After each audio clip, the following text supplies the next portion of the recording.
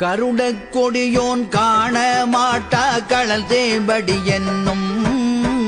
பொருளை தந்திங்கு என்னை ஆண்ட பொல்லாமணியே ஓ இருளை துறந்திட்டு இங்கே வா என்று அங்கே கோ அருளை பெறுவான் ஆசைப்பட்டேன் கண்டாயம்மானே மொய்ப்பால் நரம்பு கயிறாக மூளை என்பு தோல் போர்த்த குப்பாயம்புக்கு இருக்ககில்லேன் கூவி கொள்ளாய் கூவேயோ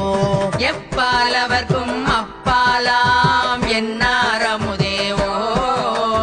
அப்பா காண ஆசைப்பட்டேன் கண்டாயம்மானே தீவார்ந்தி மொய்க்கு அழுக்கோடு தெரியும் திருகுடில் இது சிதைய